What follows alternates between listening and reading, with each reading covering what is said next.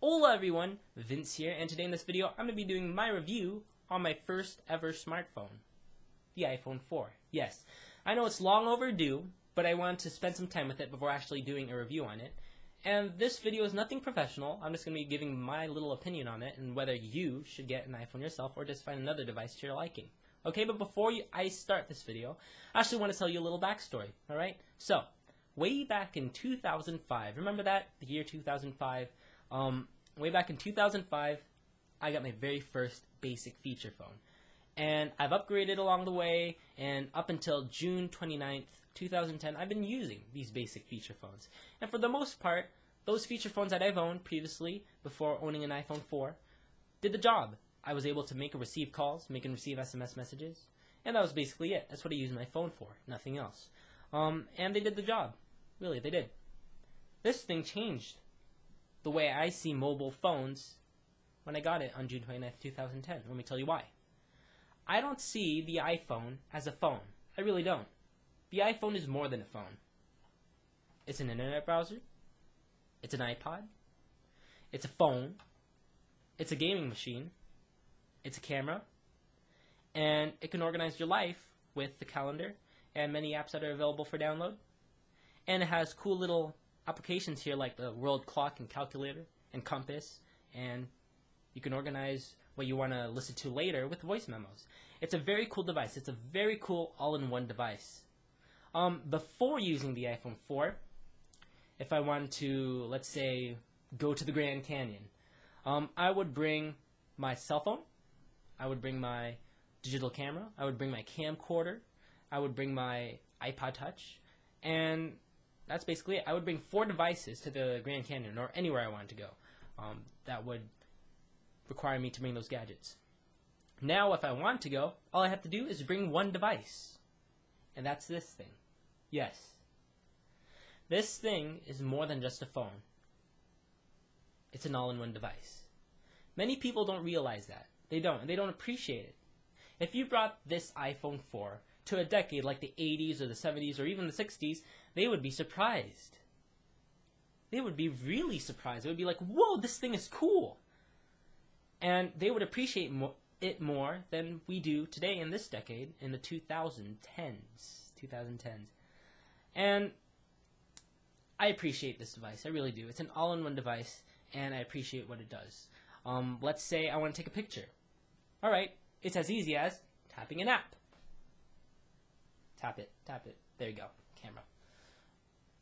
That's how easy it is. And then I can press a button and it will take a picture.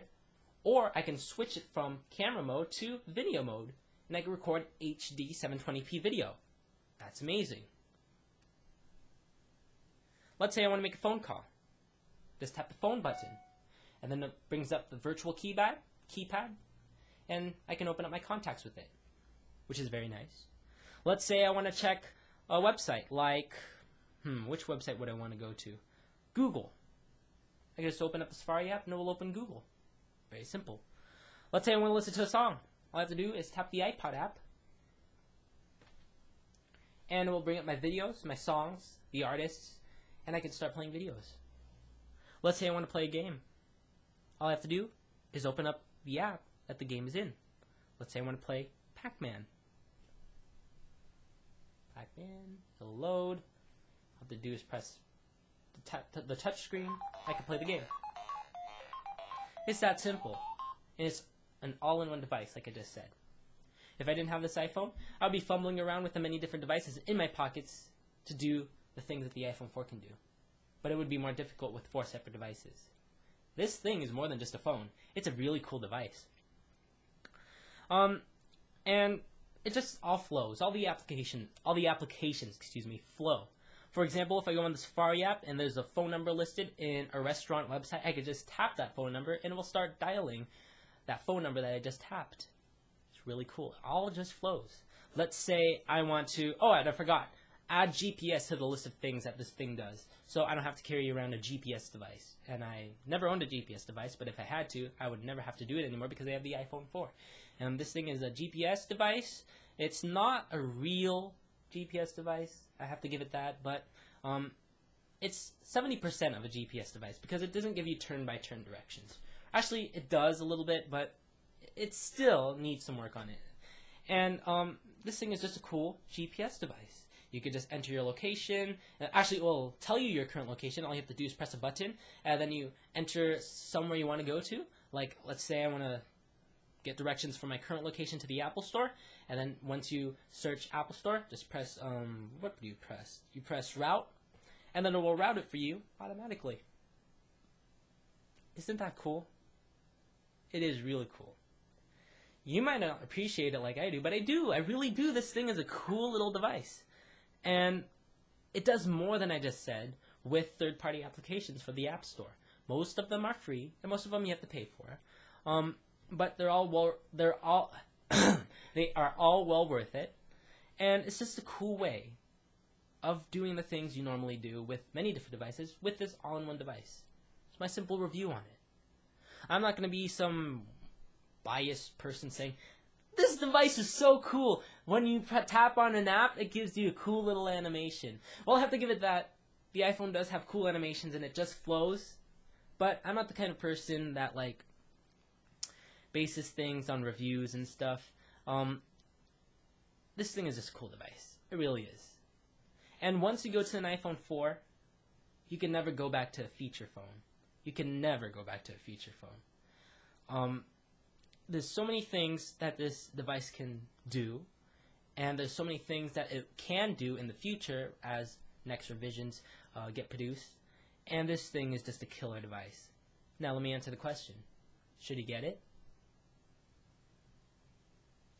Here's what I always say to people if they ask, should they get a certain device? You have to take your budget into consideration. We're not all equal with money. We're not all rich. We're not all poor. We're not all average. Your situation may be different. If you can afford this device, then I say yes. But if you have devices that can do the things that this can do, and you don't need an iPhone 4, then don't buy it. Buy a basic feature phone. There's nothing wrong with that. I could have not bought this phone and just stuck with my basic phone, with my camcorder, with my camera, with my iPod Touch. I could have used those 4 devices, but I had the budget, so I got this, so it could simplify my life. If you want to simplify your life, buy the iPhone, or any other smartphone, to be honest. Because the iPhone is just one of the many smartphones that are available out there on AT&T land, or Verizon land, or those other companies in the other countries that I don't know about. Smartphones are great. They really are. That's my little review on the iPhone 4. If you like it, please like this video just by tapping this button. If you're watching this in 2014, it might be up here or to the left or to the right because YouTube always changes their layout. And please leave a comment. And if you're not subscribed, please feel free to subscribe. Alright? Thank you very much for watching this video. I appreciate you watching this video. And have a good day. Bye-bye.